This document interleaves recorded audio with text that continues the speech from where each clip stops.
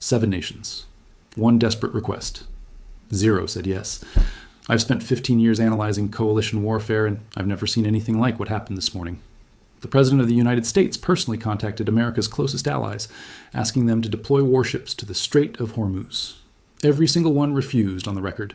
Not quietly, not diplomatically, publicly. And what they said after that refusal tells you everything you need to know about where this war is heading and who is actually winning it.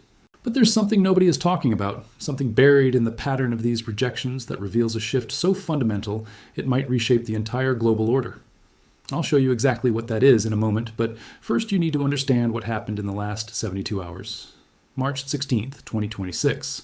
Trump posted on Truth Social calling on China, France, Japan, South Korea, the United Kingdom, and others to send their navies to escort commercial vessels through the Persian Gulf. No response. He then told the Financial Times that refusal would be very bad for the future of NATO. Still no response. Then the U.S. ambassador to the United Nations went on television and used language that changed everything.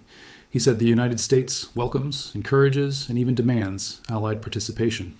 That is not a request. That is the vocabulary of a government that has run out of leverage. And it gets worse. White House Press Secretary Caroline Leavitt told reporters, "These nations should contribute because they are benefiting greatly from the United States military taking out the threat of Iran." Translation, we started this war alone. We need you to treat it as a shared victory, and we need you to send ships into the firing line to prove it. Not one country agreed.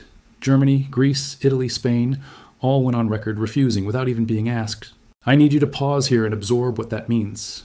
This is not diplomatic hedging. This is the entire Western alliance structure fracturing in real time under the weight of a war that was supposed to be over in 4 days. And the most dangerous part? The reason they all said no is the same reason, and it has nothing to do with politics. United Kingdom Prime Minister Keir Starmer held a press conference this morning and said, "We will not be drawn into the wider war," adding this was never envisioned to be a NATO mission. Trump's response was personal. He mocked Starmer for needing to consult his team before making a decision. That is a sitting American president publicly ridiculing the leader of America's closest ally for following basic democratic process. Germany's defense minister Boris Pistorius gave a 7-word answer that carries more weight than any policy paper. This is not our war. We have not started it. Foreign Minister Annalena Baerbock said Berlin expects Washington and Tel Aviv to inform us, to include us, and to tell us when their goals are achieved. That is not hedging. That is a government demanding to be treated as something other than a cleanup crew. France functionally refused. President Macron referenced a possible future mission when circumstances permit, which means he agreed to nothing during the only window that matters. Canada declined. Japan said it is reviewing options, but has no plans to send ships. Spain's defense minister delivered what might be the sharpest rejection of all, saying Spain will never accept any stopgap measures because the objective must be for the war to end and for it to end now. Then the European Union weighed in collectively. Foreign Policy Chief Kaja Kallas gathered EU ministers in Brussels to discuss Europe's response. Afterward, she said there was no appetite to extend naval operations into Hormuz, adding, "Nobody wants to go actively into this war. 0 countries committed forces. That is the situation as of this afternoon. But here is what matters more than the refusal itself. Why did every single Allied government calculate that saying no to the United States was the safer option? The answer exposes a fracture so deep that it calls into question whether the post-1945 alliance architecture still functions at all. The first reason is consultation, or rather the total absence of it. In the days before February 28th, Trump reportedly told Gulf Arab allies the entire operation would be finished in 4 days. His chief economic advisor repeated a 4 to 6 week timeline this past weekend and insisted the administration was ahead of schedule. That timeline has already been contradicted by Israel's own military, which announced this week the war will last at least 3 more weeks with thousands of targets remaining. What is visible now is that key allies felt they had not been given enough clarity about U.S. war aims, timelines, or exit conditions. Estonian Foreign Minister Margus Tsahkna put it plainly. What will be the plan? The Wall Street Journal reported this week that the administration planned to announce a convoy coalition as early as today, but the nations involved are still debating whether operations would begin before or after a ceasefire. If the coalition only activates after the fighting stops, it is not a wartime alliance. It is a cleanup agreement disguised as a show of force. The second reason runs deeper. For years, Trump targeted these same allies with tariffs, withdrawal threats, public insults, and NATO funding ultimatums. He pulled out of the Iran nuclear deal, called the alliance obsolete, imposed trade penalties on European steel and aluminum, ridiculed Macron, Merkel, and Trudeau on the global stage. And now, the first time he genuinely needs military cooperation, he is not asking, he is threatening. He told reporters, "We will remember." That is not coalition building. That is coercion from a position of weakness, and every government on that call list recognizes it. The third reason is domestic. European voters are overwhelmingly hostile to this conflict. Energy prices were already painful from the post-Ukraine era. Brent crude has now surged past $100 a barrel.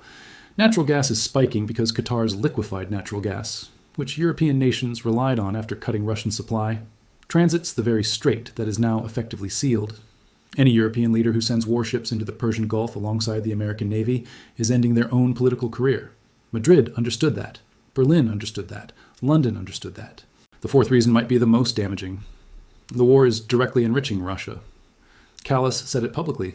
The Strait of Hormuz closure is funneling revenue into Moscow's war machine because every dollar oil climbs above 70 is another dollar funding Russia's campaign in Ukraine. NATO's primary strategic concern is Russia. The war Trump is waging against Iran is financing the adversary NATO actually exists to confront. He is asking European capitals to send destroyers to the Gulf while his own Treasury Department greenlights Russian oil sales. The contradiction is not subtle, it is policy. Now the geography. The Strait of Hormuz is only 21 nautical miles wide at its narrowest point, and Iran controls the mountainous northern shoreline. Tehran has spent decades preparing to threaten shipping there with mines, missiles, drones, and fast attack craft.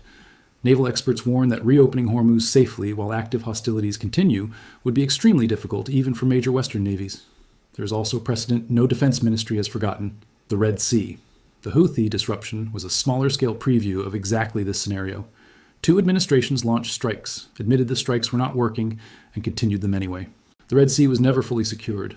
Every allied military strategist drew one conclusion: if the full power of the American Navy could not reopen the Red Sea against the Houthis, no coalition is going to hold the Strait of Hormuz against the IRGC, which fields anti-ship ballistic missiles, submarines, and a coastal missile network hardened over 4 decades of preparation for exactly this confrontation. And now the part that matters most, the part most coverage has missed entirely. Iran is not just blocking the strait. Iran is using the strait as a sorting mechanism. Foreign Minister Abbas Araghchi stated it plainly. The Strait of Hormuz is open. It is only closed to American, Israeli, and allied vessels. Others are free to pass. Then Tehran proved it. A Pakistani-flagged tanker transited the strait on March 16th, carrying Abu Dhabi crude. 2 Indian carriers passed through safely. A Turkish vessel received clearance. China is in direct negotiations with Iran for guaranteed passage.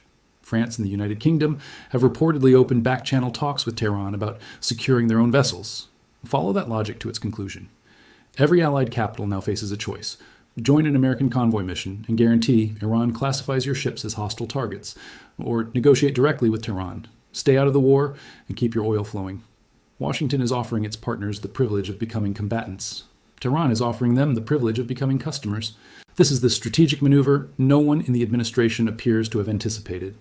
Iran has converted the strait from a military choke point into a diplomatic lever that is actively peeling allies away from American leadership. Every nation that negotiates with Tehran for safe passage is implicitly recognizing Iranian authority over the waterway. Every successful transit arranged through Iranian channels is a quiet rejection of American power. The alliance is not just failing to assemble, it is being disassembled from the outside by the very adversary the war was supposed to eliminate. Before the war, 138 ships transited the strait daily. As of this week, no more than 5. Oil exports have dropped below 10% of pre-conflict levels. Brent crude is trading between $102 and $116 a barrel. The IEA announced on March 11th the largest emergency reserve release in its 52-year history, 400 million barrels across 32 nations.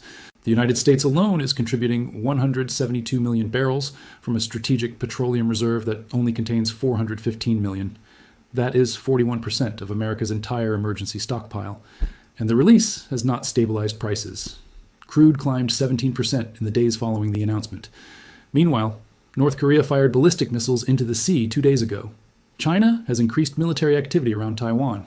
The PLA is reportedly monitoring this conflict on live screens, tracking missile trajectories and strike patterns. They are not intervening, they are studying.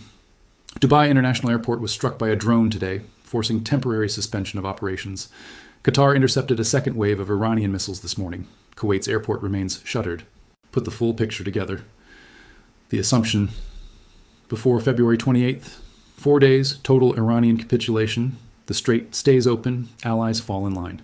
The reality: Week 3, the Strait is under Iranian control, oil above $100, the largest reserve release in history failing to hold prices, and a unanimous public rejection from every allied capital Washington contacted. The assumption? Regime collapse. The reality? The son of the killed supreme leader assumed power within 72 hours and declared the Strait will remain sealed as leverage. The assumption? The coalition forms quickly, escorts begin, global trade resumes. The reality? Not one nation has committed a single warship, and several are now negotiating directly with Tehran for the access Washington promised its coalition would provide. The only question left is whether the next phase of this conflict is decided by Washington, by Tehran, or by the dozen allied governments that have just told the most powerful military on earth that it is on its own.